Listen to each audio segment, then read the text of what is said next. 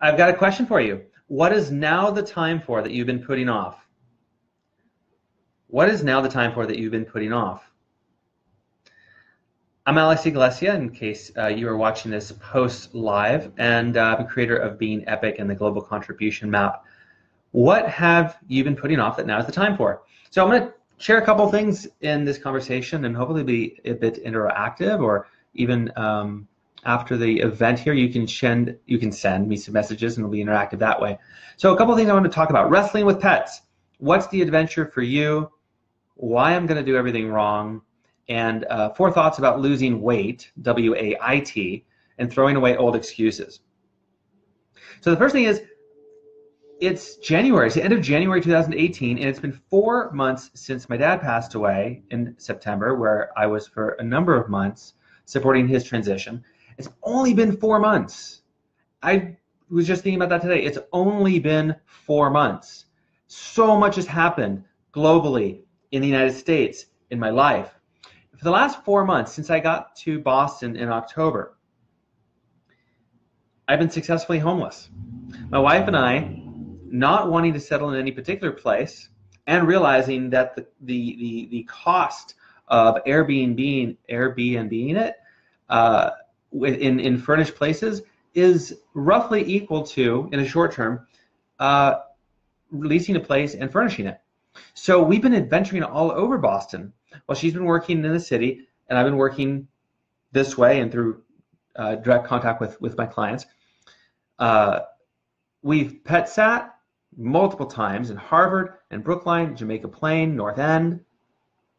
I've seen more of Boston in the last 4 months than I did in the 8 years when I lived here from 2000 to 2008.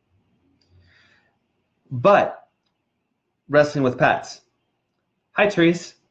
We're wrestling with pets. At first, it was a little bit difficult to really own, like, this is what we're doing. Now, part of me knew we've been wanting to travel for a really long time. When my wife and I first got together, we started planning a 3-year adventure. We had a map. We started making lists. It didn't quite move forward the way we wanted, and we ended up doing a master's in conscious evolution instead, and our life went to California, and we had a number of adventures since then. So this energy of we wanted to travel, we wanted to go to multiple places and really dive in and see it from the locals' experience. I realized, this is what we're doing by pet sitting, Airbnb, house sitting, friend sitting. We're actually doing what we dreamed about 12 years ago. It's not exactly the way we imagined it, but at this point, who we've become and what's possible for us is we're setting up this foundation, this platform for being able to be anywhere, live locally, make a contribution, learn, get paid. It's pretty cool. So we went from wrestling with pets to recognizing that we're no longer putting off what this piece, this dream that was long time ago. So what are you putting off that now is the time for? What is now the time for that you've been putting off? I ask that question because that question always starts an adventure, right? The call to adventure, you might see it when you're hungry and you're like, I want to eat that. And the adventure of going for that food. Or there could be bigger adventures like jobs, career, losing weight, gaining weight, doing a Spartan race or a Tough Mudder or a marathon, or so many different things you change in your life through the adventure of it, as opposed to the necessity of it. Because as soon as you make it a necessity, a lot of the adventure will stop. Now, that's been a lot of my experience, and a number of people will say similar things. I'm wondering what it's been like for you. And is there an adventure that you've been wanting to begin? This is how I think all the time. It's like, what you're already epic. You're already who you want to be, and you're always going to be more of you. You're always going to be becoming more of who you want to be. That's a given unless you somehow give up. So for now, what's the adventure that's beginning? So post it in the comments, because I'd like to hear, like, what is new and unfolding and emerging for you in your life? Is it something in relationships or something to do with your body? One for me is to do with my body. I got my body composition checked a few weeks ago. It's higher than I'd like. And that connected me to some older commitments that I had made and some judgment, and I thought through it all, and I looked at what I can do and what I want to do and where do I want to take my body, what does my body want, asked tons and tons and tons of questions, and got really clear and really lightly, naturally committed to losing weight. This thing that actually is a transformational process, because in order to lose physical weight, we've got to take care of our mindset. We've got to look at, well, why would I not want to do that? And how have I been doing things? And where do I think that I'm right about the way I've been doing things that's stopping me from changing things? And am I willing to change things? And there's so many other questions that start with any adventure that you're on. We can't foresee those questions. We can't foresee the resources and the mentors and the teachers and the things you're going to learn along the way when you're just starting out. So I ask, what's the adventure for you? Now, I'm going to be doing everything wrong. Let me get something.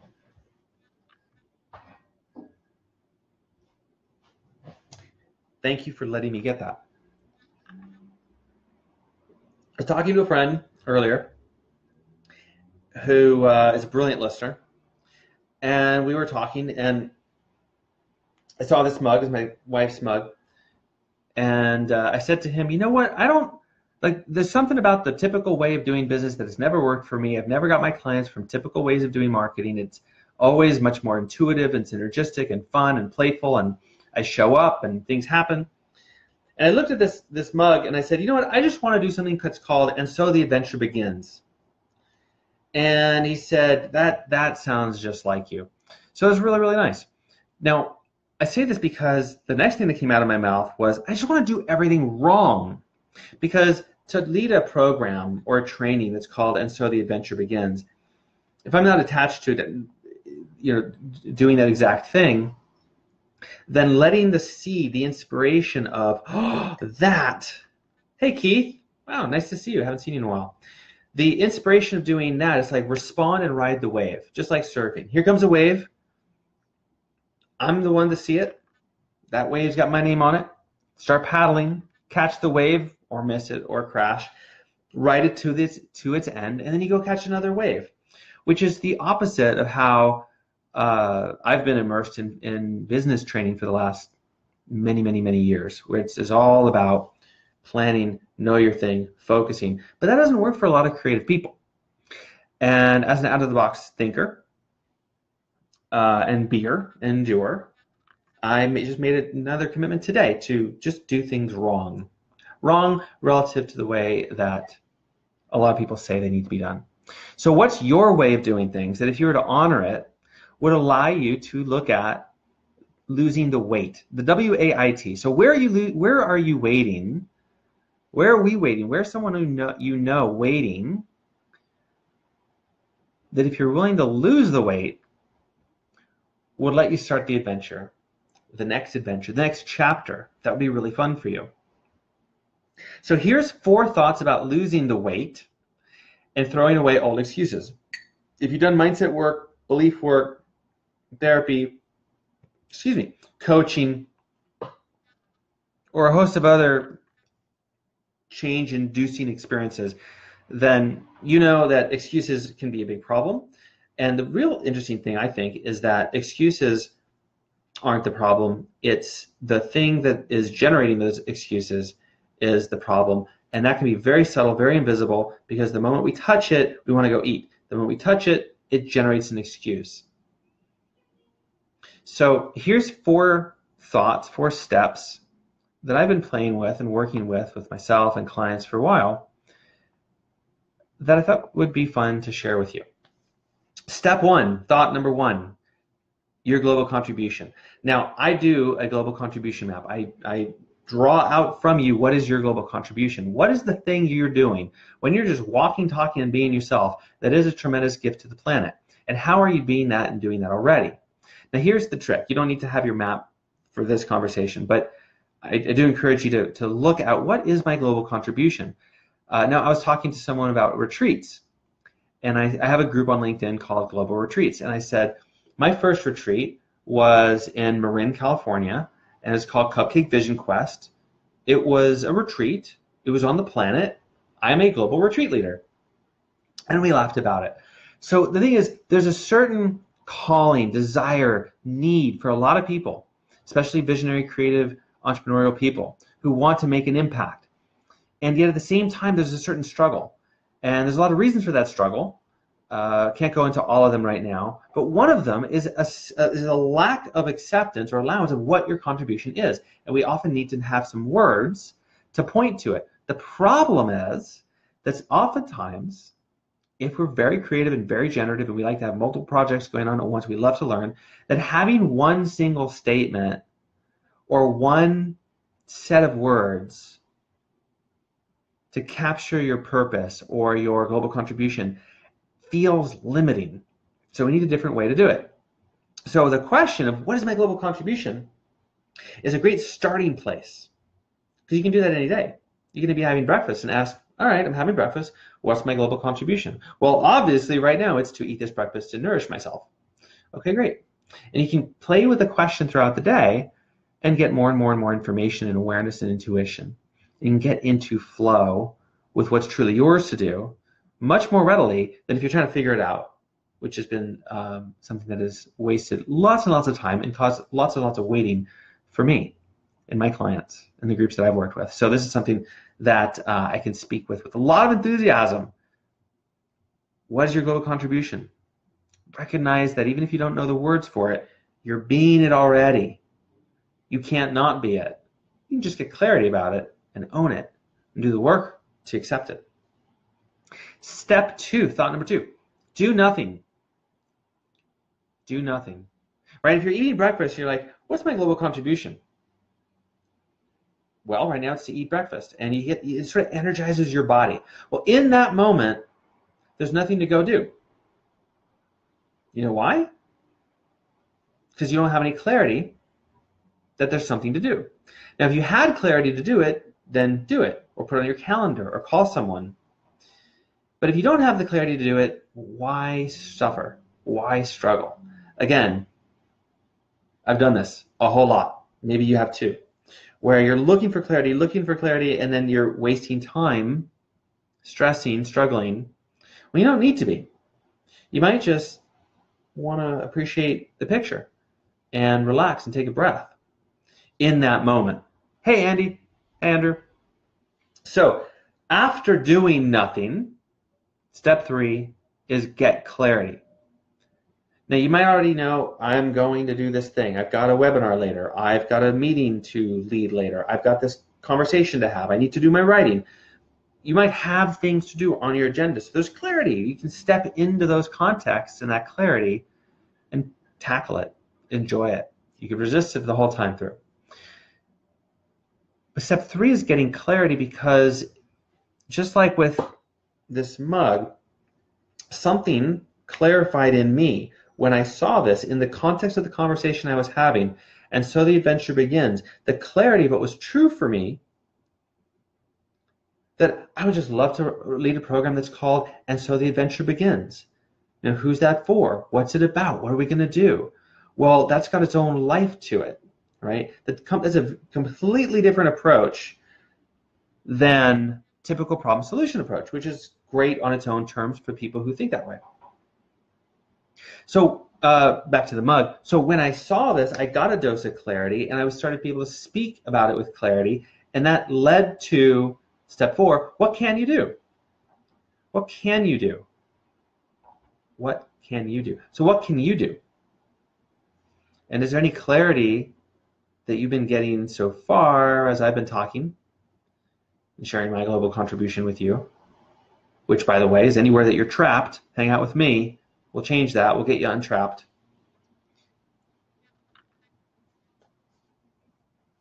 So what can you do? I was working out a few days ago, about a week ago. Now, I do a lot of mobility. A big part of my career has been mobility and corrective exercise and movement and exercise and embodiment. So I'm doing a bunch of mobility because I've got certain compensation patterns going on because my spine and my hip, and trying to take care of some pains and getting ready for a workout.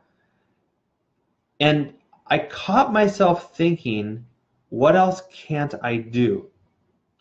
Now, this is actually a really valuable question. What can't I do? What can't you do when it comes to what you want to do? tells you exactly what you need to work on. So for example, in the body, if you're wanting to do some shoulder presses and you're doing some mobility, you're like, what can't I do? Well, I'm having some issues with external rotation and flexion. Okay, so let me do some mobilization for that for 5 minutes, right? If you just ask, what can't I do, without attachment to it and wrongness and self-esteem going down the drain and insecurities and all the other crap that makes us feel trapped, then that is clarity. And the question, what can't I do, is the path, or at least becomes part of it. Now, it can also become a distraction because we could spend an hour doing mobility and never do something else, which might be the thing to do. So many possibilities. But in that moment, I caught myself doing it because it was completely unconscious. I did notice that I was waiting for the workout. I was putting the workout part of it off, if there is a clear distinction between the mobility and the exercise. And I just chose to ask, what can I do? What can I do? Which is useful in its own regard. And the what can I do starts to shrink the time gap. It gives us an opportunity to lose that weight now, right? Because the only time to exercise, hi Elizabeth, the only time to exercise is now. The only time to plan is now. The only time to make a choice or make a result or have a conversation or feel a feeling is now. So what's now the time for that you've been putting off? What is now the time for the thing that you've been putting off? One of the things for me that was putting off back in October was Wake Up Epic. Now, Elizabeth, you just came in and you got to be part of the first round of Wake Up Epic back in October. And the clarity came through a conversation with my sister. I've been wanting to create Wake Up Epic for a while. I had been putting it off since 2014. I've been dabbling in it and teaching people privately. But to put it out as a group program and put the content out, I hadn't done. So when I got the clarity, what can I do? And it just unfolded, and I created and launched Wake Up Epic as a 28-day program. So if you're not hard on yourself, if you touch into the energy of your global contribution, if you give yourself the time to do nothing for 5 seconds, 10 seconds, 3 minutes, if you give yourself the questions, the joy and the curiosity of getting clarity, I guarantee you something's going to come up.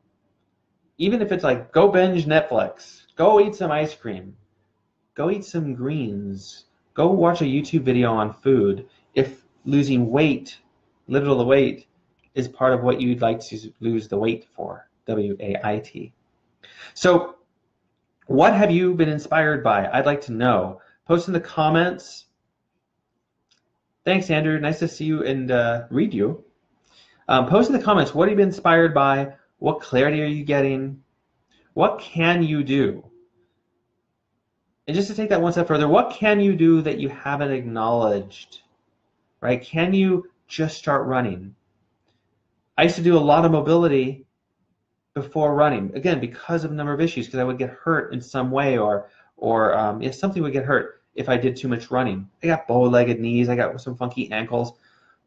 Because I did so much mobility for the running, and help people with their mobility in their hand, I became very, very good at solving and resolving really strange, difficult mobility problems that are getting in the way of something as simple as go for a run. But without knowing it, I also created a whole belief system that I can't just jump out and run, that I needed to do the mobility. So that was a limitation. That was not true. The real truth is, what's the global contribution here? If I go running, is that going to make a difference in my life and other people's lives? Is it going to give me energy for later in the day? Like, yes, yes, yes, yes, it'd be so much fun to go run around the pond and etc., right? What's the global contribution you can tap into now? And then, okay, do nothing. Which might, in that case, take 10 seconds. Like, I'm just going to get my shoes. I'm ready. I don't need to do nothing right now because I'm clear. Clarity. What mobility do I need? Does my body want? How about I just start running and I find out? There's so many paths. But like I've always said around yoga teachers, modern yoga teachers, no yoga teacher will give you the right sequence because they're not in your skin. They're not listening to you from the inside. So the true way is your way. So I would love for you to lose some weight your way. W-A-I-T. And if you want to lose some weight your way, that's fine too. I can help you with that. And specifically, if you feel called to global contribution, I would like to hear about that. So send me a message about what you've been putting off. I'd like to know. What have you been putting off that now is the time for? Now, it's a private message if you send this to me, so it's confidential, right? It could be something you've been dreaming about and you haven't told anybody, or you failed at, or you think you failed at because it was years ago. And it was years ago for me that I became clear that I'm here to help people dive into who they are and return who they're always meant to be. It took me 9 years of waiting and procrastinating in a certain sense on going to Hawaii, and going to Hawaii, and the big joke of then leaving Hawaii a year and a half later was, oh, this has all been my deep dive, this 9 years of deep dive while I've been helping people and learning and mastering my way and trusting myself. So what would it be like if you did everything wrong according to everybody else's standards, but you knew it was right for you? What's your global contribution that only you can feel and perceive and know, but everybody else enjoys the impact? And send me a message. What have you been putting off that now is the time for? And if it makes sense for us to talk about it, and I may be a person who can contribute to you to own it, accept it, allow it, clear some old beliefs, embody it, move it forward, then cool, we'll make that happen too.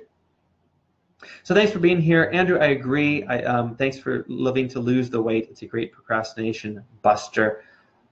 I agree. It's a good perspective. It's a different perspective. And lose the weight. Have a great day, and thanks for being epic.